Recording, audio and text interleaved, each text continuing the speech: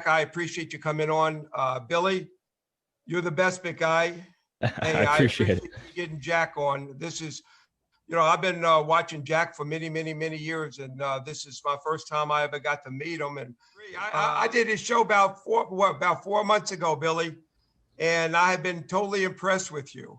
And I know he loves you, Jack. And question for Billy, as a younger person, what was your analysis of the Blake Snell situation? How did you feel about it? I didn't like it at all. I mean, I'm around minor league baseball so much, and I see a lot of, how they treat them in terms of putting limits on their pitches and limits on the innings. And I mean, they're grooming them to pitch like that at the major league level.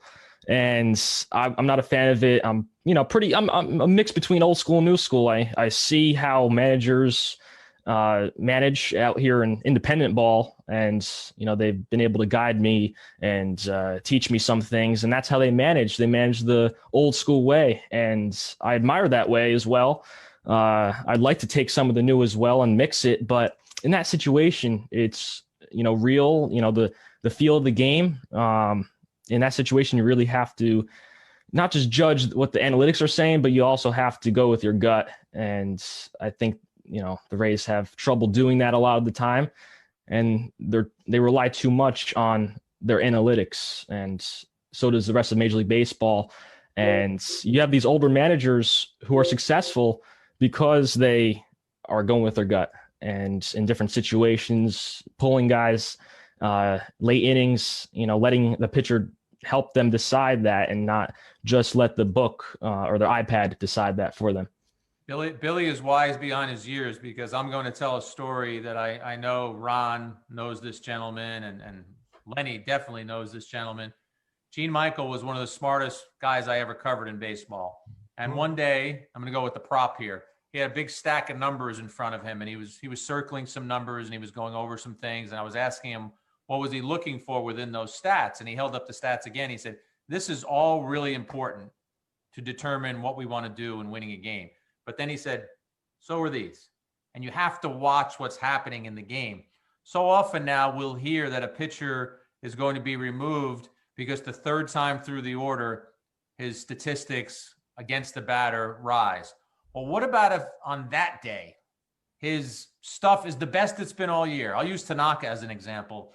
Say his splitter and his slider were moving better than they have all year. Doesn't that belie the stats that you just talked about? Shouldn't you go with what you saw on that day? So I kind of go hand in hand with Billy. I think that pitching and arms is the most important commodity in baseball. But I also think using your brain and seeing what's happening in front of you to make decisions can be just as important as the stats and the numbers that are telling you and guiding those decisions.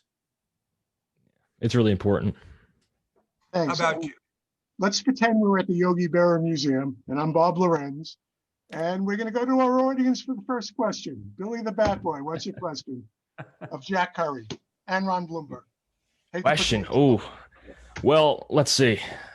What other Yankees starters should they pick up? I mean, they got guys like Trevor Cahill, who's a cheaper option. He only made $2 million last year, I think. But I mean, there are several other pretty notable guys out there who could, pitch in the back end of the rotation. What's interesting, Billy, is in our pre-show meeting yesterday, because we had a hot stove show yesterday, one of the guys that we were talking about, and I threw his name out there, was Musgrove. Okay. I like Musgrove with the Pirates. I said, I think this is a guy you could try and go and get. Yeah. Well, in the middle of our show, we find out that he was traded to San Diego. So that was the type of pitcher that I was looking for. Joel Sherman did a really good column in the Post where he pointed out about 5 guys who he saw as potential targets for the Yankees. But I even think those guys, some of the ones he pointed out, a guy like Hendricks with the Cubs, who the Cubs might be willing to unload, I think the salary is too high. I think, like I said, it's going to be one of these guys with a lower salary who might be able to come in and get a back end of the rotation job. Cahill, who you mentioned, somebody like that, somebody who fits that mold. Yeah, I mean, you also look at the bullpen. They're talking about Ottavino, possibly trading him to unload some of that money. You also have a lot of free agents who are relievers and played for the Yankees in the past, like Shane Green, Phelps, No. Robertson. Yeah. Possibly those guys could reunite.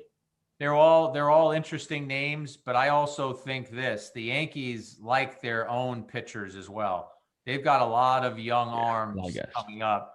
We got a peek at some of them last year, but we've seen King, we've seen Nelson, guy Yajure they like, a kid who got a taste of it last year. So I think this is going to be a year, guys, where we're probably going to see teams set records for number of pitchers used, because you can't go from 60 games to 162 games as it's scheduled right now. I still think there's a chance that gets reduced, but you can't ask pitchers to do that and act as if everything is normal.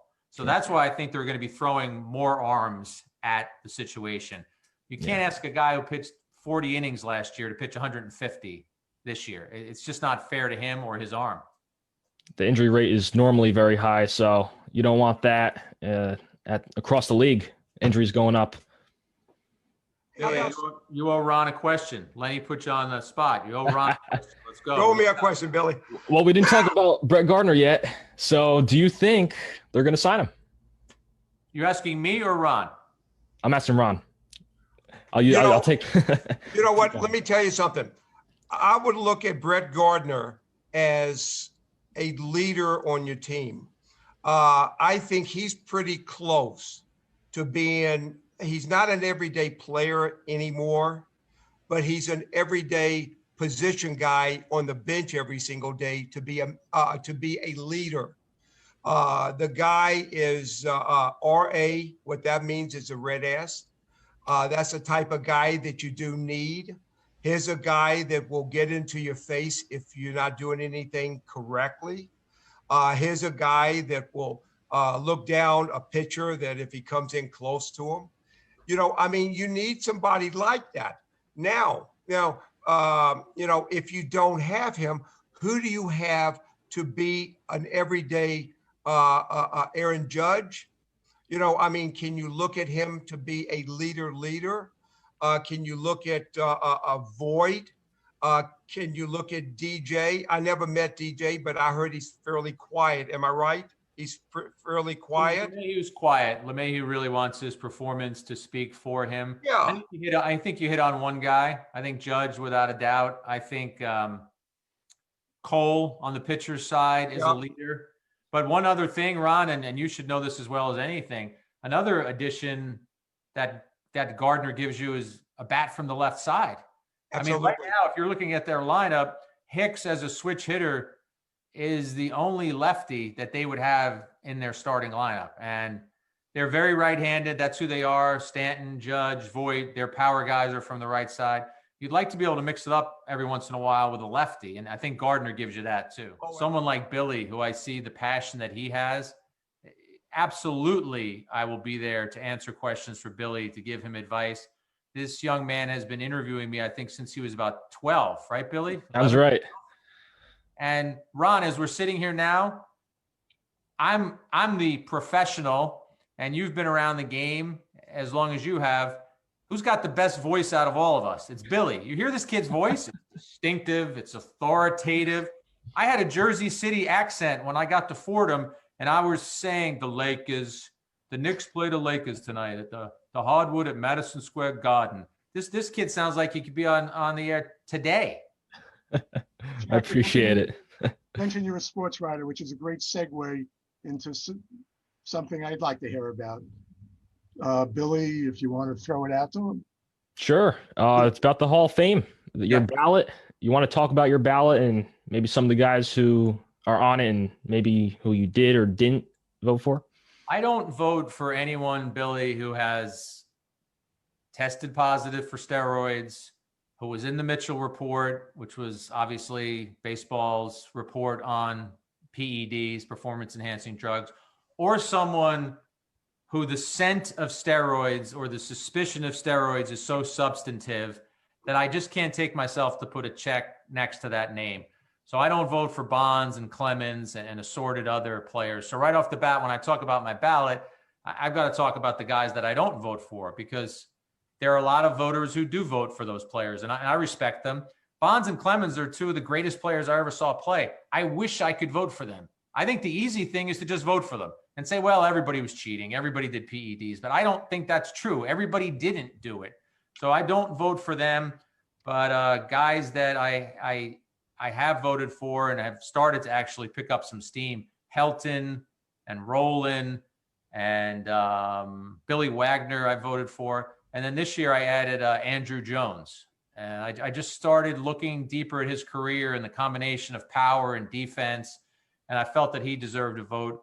I vote for Jeff Kent, who has more homers than any second baseman in Major League history. I think that speaks Hall of Fame to me, but other people don't seem to agree with me because he doesn't get a lot of votes. And then one of the tougher votes this year, I think he's a Hall of Famer, but he's made the waters murky with his own behavior and his own comments, is Curt Schilling.